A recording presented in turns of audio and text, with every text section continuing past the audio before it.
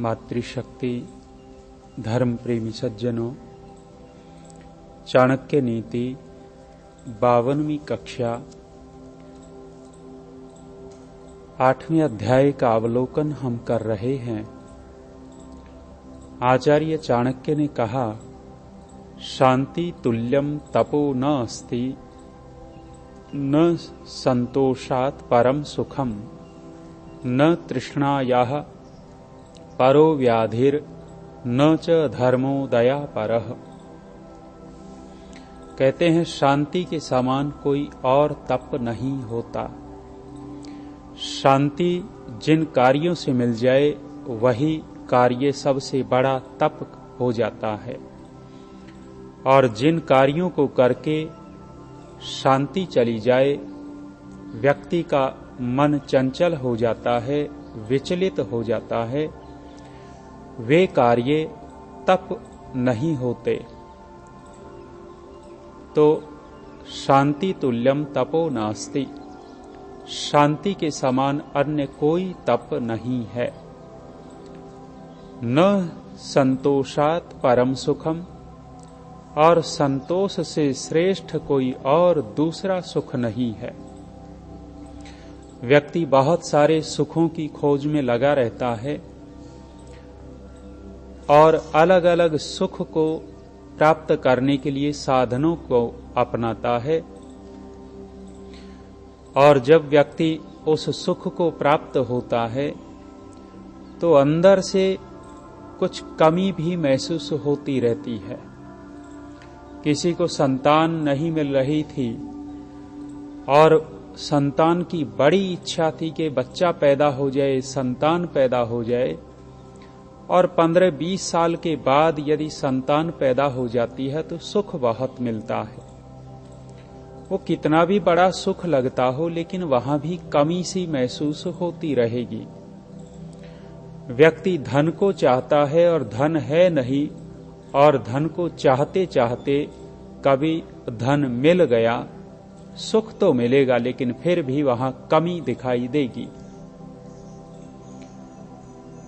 और अन्य अन्य सुख व्यक्ति लेने की चेष्टाएं करता है, लेकिन सबसे बड़ा सुख जो संसार में रहते हुए आचार्य चाणक्य कहते हैं, न संतोषात् परम सुखम, संतोष से श्रेष्ठ कोई भी सुख नहीं है। भोजन में मिठाई बट रही हो, फल बंट रहे हों, मिठाई कितनी भी अच्छी से अच्छी, बड़ी से बड़ी किसी को दे दी जाए, वो फिर भी मन में सोचता है कि मुझे और आधी मिठाई मिल जाती तो कितना अच्छा रहता। संतोष नहीं है। बढ़िया से बढ़िया दे दी है, ज्यादा दे दी है, लेकिन फिर भी अधिक की इच्छा रखता है। तो कहा है कि अंदर से सुख अनुभव नहीं होगा उसको। ऐसे ही फल आदि के लिए, फलों को देखें, अच्छे अच्छे फल दिए जा रहे हों, एक को छोटा फल दे दिया गया। छोटा फल दिया तो उसने सोचा कोई बात नहीं, मेरे लिए यही ठीक है, उसने संतोष किया।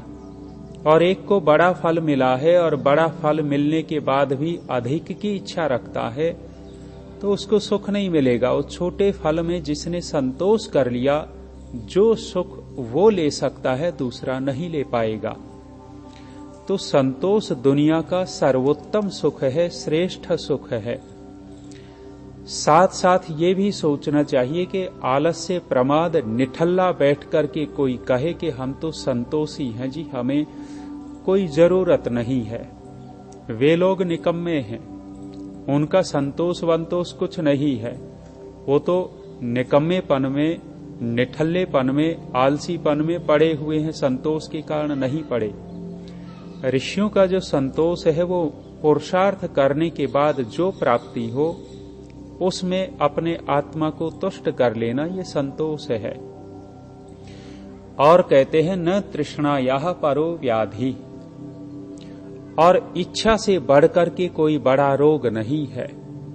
हम इच्छाएं जगाए हुए हैं, मुझे ये मिल जाए, मुझे ये मिल जाए, ये होता तो और अच्छा रहता, ये होता तो और अच्छा रहता।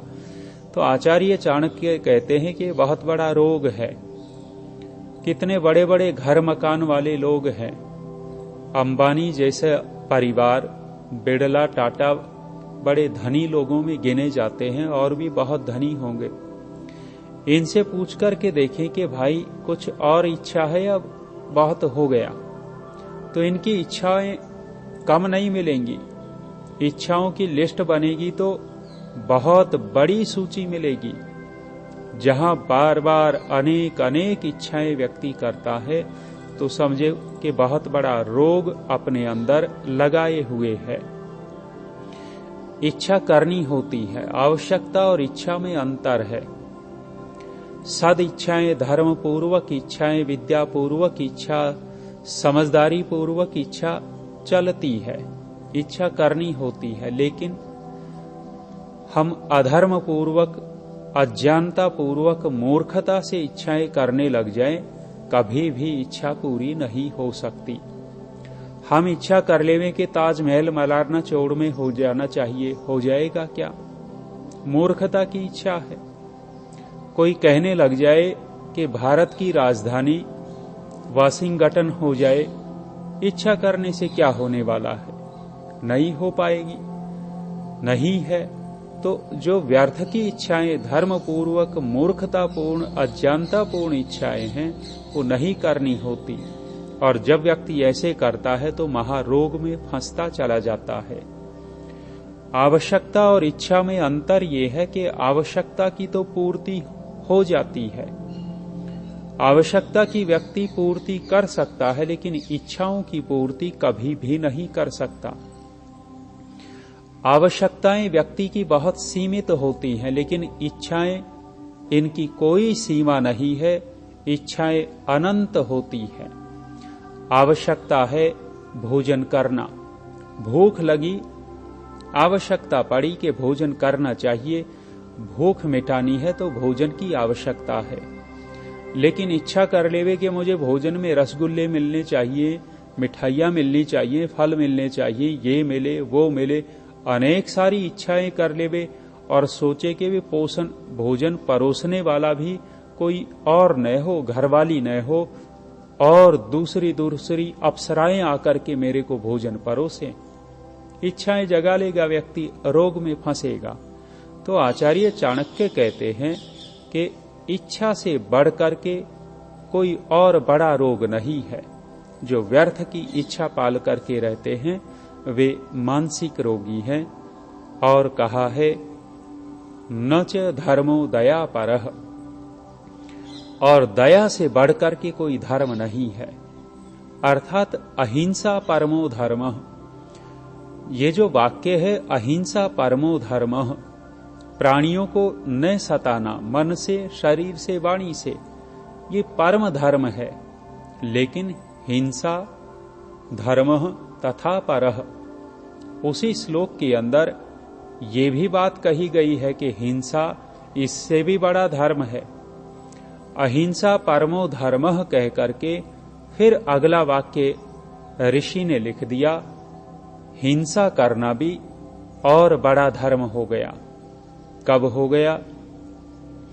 यदि राष्ट्र के ऊपर कोई आक्रमण करता है, समाज में कोई विघटन पैदा करता है, तो वहां उनकी हिंसा करनी चाहिए, करनी ही होती है। वो की गई हिंसा हिंसा नहीं होती, वो अहिंसा ही होती है। तो अहिंसा परम धर्म है। कोई उग्रवादी आकर के, आतंकवादी आकर के लाखों लाखों लोगों का नुकसान कर देवे और एक व्यक्ति उसी उग्रवादी को मार देवे, तो इसको हिंसा नहीं कहेंगे। लाखों लोगों की रक्षा कर दी, इससे बड़ी अहिंसा और क्या होगी? और हमें इतिहास में पढ़ाया ये गया, गांधी जैसे व्यक्ति ने अधूरा वाक्य लोगों के दिमाग में डाल दिया, अहिंसा परमो धर्मः, अहिंसा परमो धर्मः। ये मूर्खता की बात उस व्यक्ति ने की। और वो व्यक्ति कितना ढीठ था, कितना स्वार्थी रहा होगा कि एक पक्ष के लिए तो ये अहिंसा परमो धर्म और दूसरों के लिए कोई उनको मतलब नहीं था। जब हिंदू मारे काटे जाते हैं तो हिंसा नहीं दिखती थी, लेकिन किसी मुसलमान को कुछ कहा जाता था तो गांधी को हिंसा दिखती थी कि हिंसा हो रही है।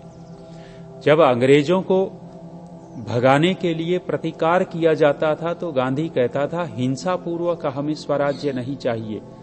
और अंग्रेज जब जलियांवाला बाग में हजारों हजारों निरपराधियों और निहत्थों को मार देते थे तो वहां हिंसा गांधी को नहीं दिखाई देती थी। ऐसा कुटिल व्यक्ति जिसने इस प्रकार से राजनीति की और भारत के लोग भी इतने मूर्ख उसको महात्मा मानने लग गए। एक पुस्तक लिखी है किसी ने और पुस्तक का नाम बहुत अच्छा रखा है उसने। पुस्तक का नाम रखा है मूर्खों धूर्तों के राज में और मूर्खों के देश में, ऐसा कुछ नाम रखा। मूर्खों का देश और धूर्तों का राज।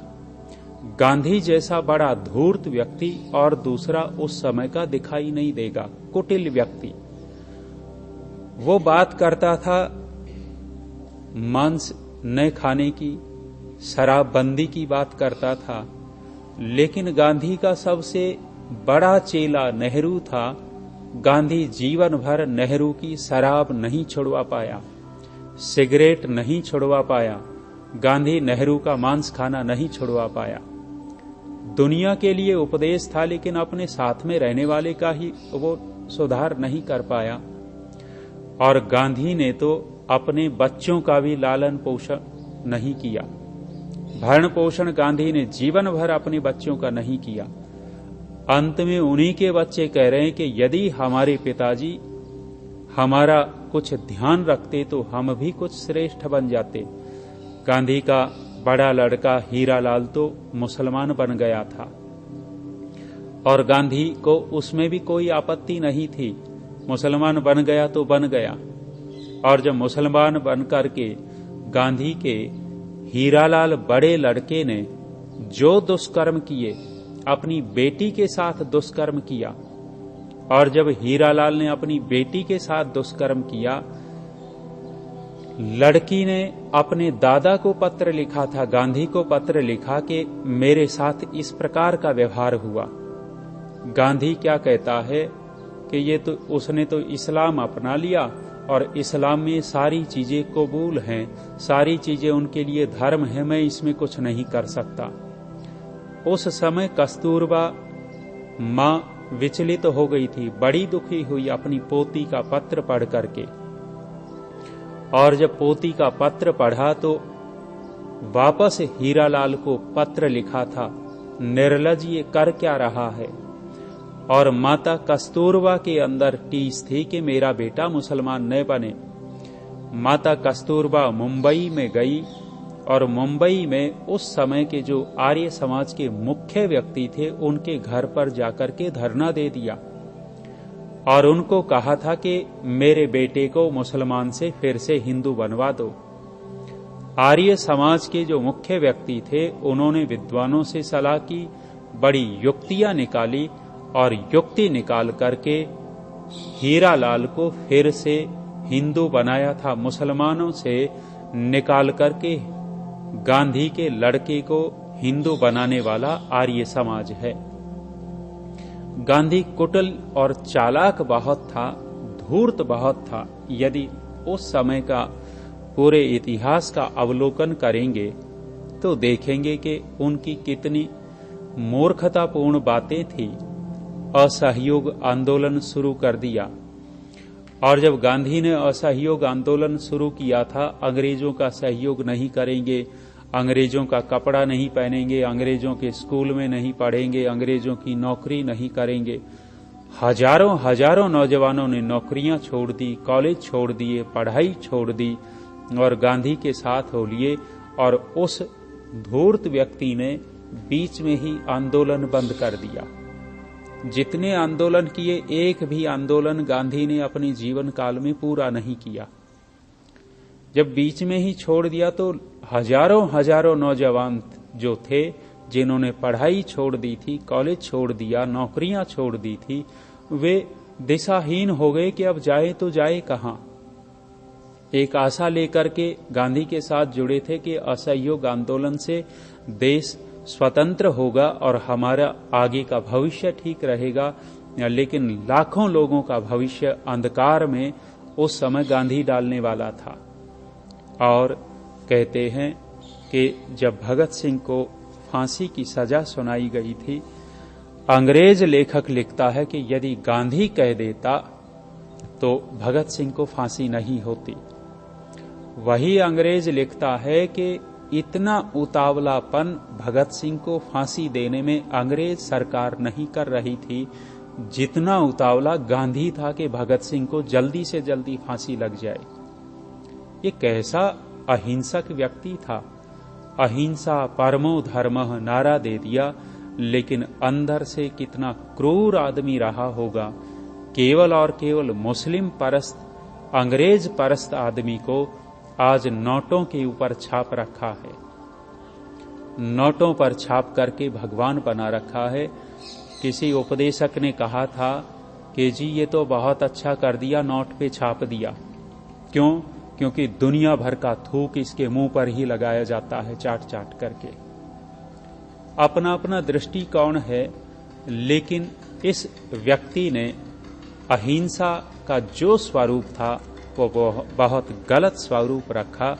तो यहाँ आचार्य चाणक्य कहते हैं, न च धर्मो दया परः, दया से बढ़कर के कोई धर्म नहीं हो सकता, अहिंसा से बढ़कर के कोई धर्म नहीं है।